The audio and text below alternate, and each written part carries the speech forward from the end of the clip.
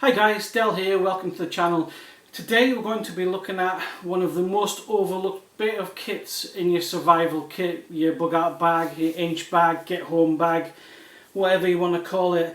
Now this is a non-tactical bit of kit and we're going to be taking a look at a signalling kit. Now this is one that I make and I carry and we'll take a closer look at the inside of this. So I'm not going to go into too much huge big detail of it, but your basic comms can be integrated into signalling once you know the local channels for your area or for indeed the rescue services. So comms is always good. However, if this goes down, you need another form of signalling.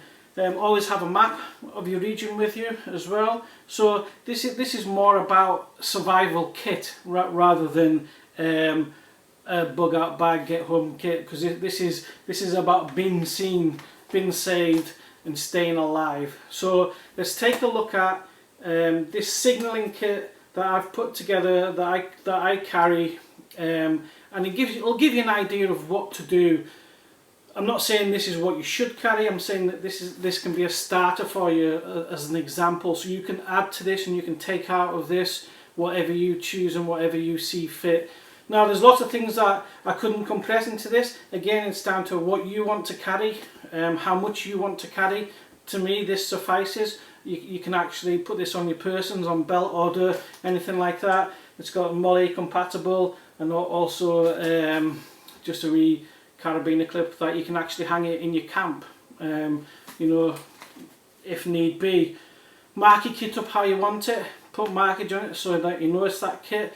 This is a nice, cheap, simple kit, and it might be with things that you've already got that you've not thought about putting it into an individual kit, so you know. And why not? You put everything else into individual kits. You put your FACs into it, your fire kits.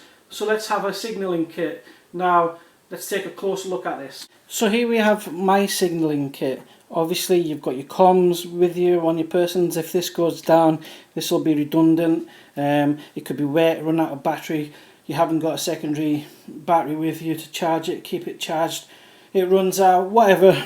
So if comms fails, we'll look at a signalling kit.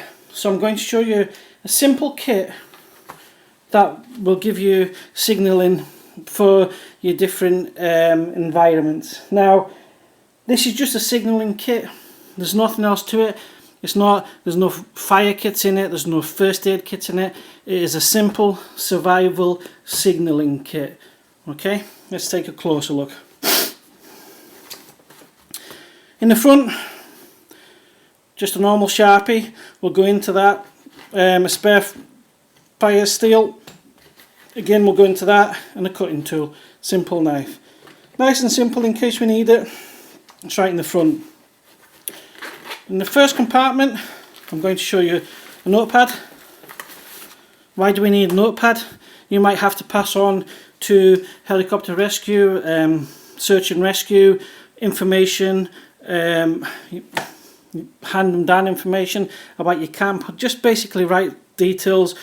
You might want to write medical things down of people that are in your group, things like that.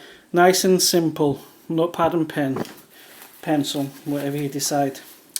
Now these are additional kits. So what these are here is these are markers. How do they work? These are actually canoe markers. So they flash different brightnesses, as you can see.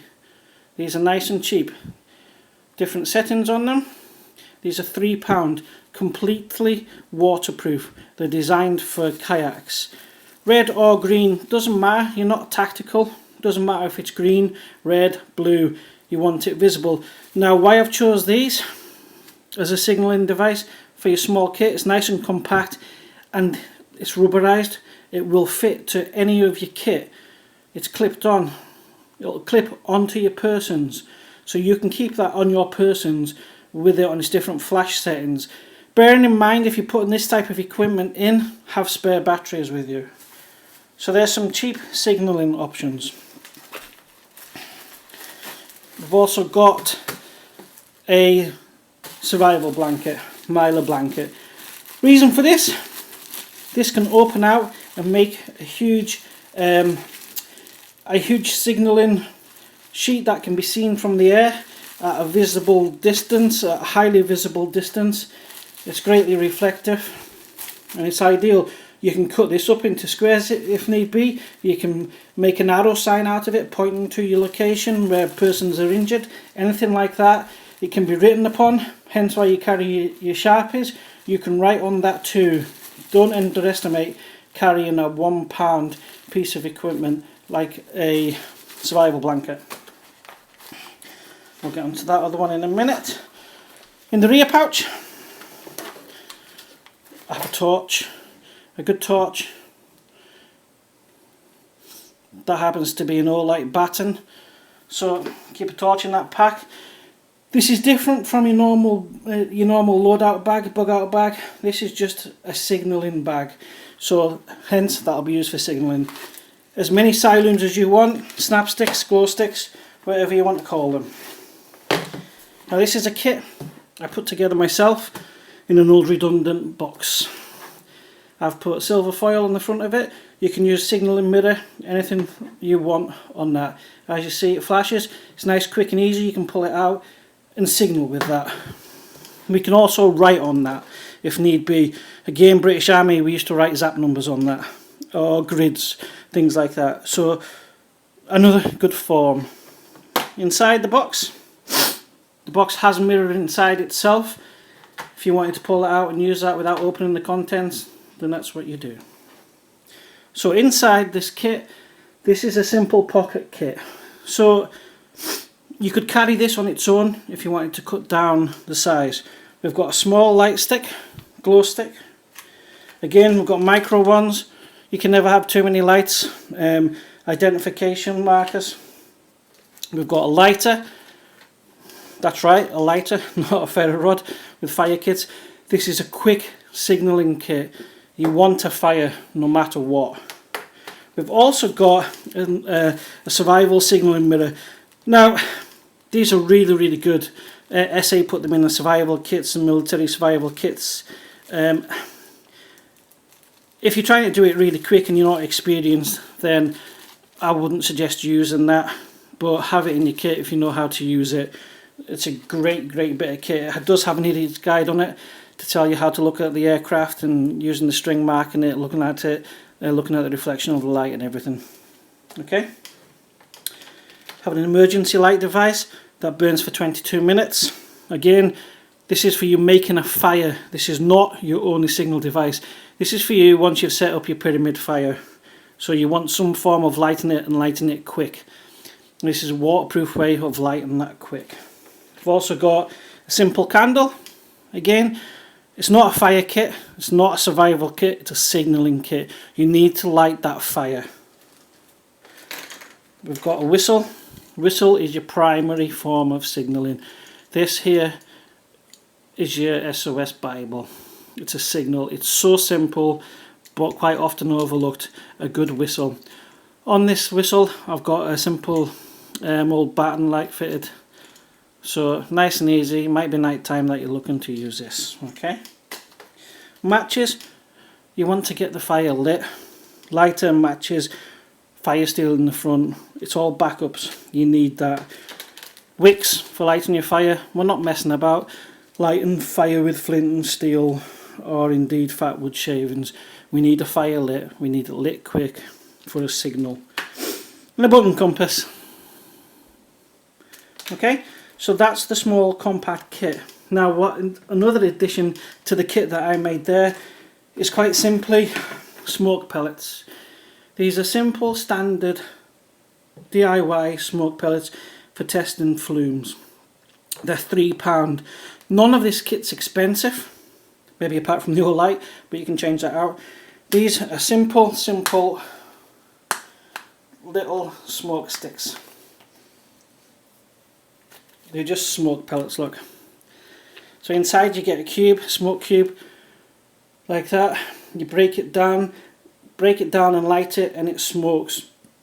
You get them in different colours. I've put a bit of tape on that just to reseal it. And it's got 6 pellets inside that container. So they burn for, each pellet burns for 60 seconds. So you've got a good amount of smoke. Smoke travels, smoke's visible, smoke can be seen. So it is a great addition to have something in your kit like that. Again, you could break this down if you wanted, take a single pellet out, put them in the packs, put them in the micro kit. So smoke. Now the reason why we don't have flares and stuff like that in the UK is it's not something we're legally allowed to carry. A lot of flares, marine flares, have been phased out now and they're all using fireflies. So again, a great bit of kit. But do you want to spend £220 on a firefly to add to a kit that you might never use? So that's entirely up to you. If you want to be Gucci, UST do a strobe light. You can pick up marine lights, and the reason why I choose marine strobe lights is because they're entirely waterproof, and for the environments that we live and work in, they're ideal. Snow, rain, constant rain. So pick up a marine strobe light. You can pick them up from £40 or so right up to £200. I don't have any in this kit just now because I believe what I've got suffices. It's nice and cheap kit to put together yourself. The kayak boat signals, waterproof, shockproof, and they last. Smoke, add it to your kit. The micro kit, make your own up. Nice and simple. Put in some firelighting, put in primary and secondary firelighting in there, backup firelighting, your glow sticks, your candles, your emergency devices and your whistle. Always go back to your whistle, always have the whistle and the Mylar blanket. So that's my just little put together of a signalling kit. You could try making your own, or indeed use this and think, well, I'm not going to use any of that crap. I'll make my own and I'll go and buy a firefly or a decent marine strobe light. But that's just a bit of an example for you. Hope to think lets you think outside the box a little bit. And as always, thanks for watching, guys. Stay safe out there. Keep prepping. Preppadel out.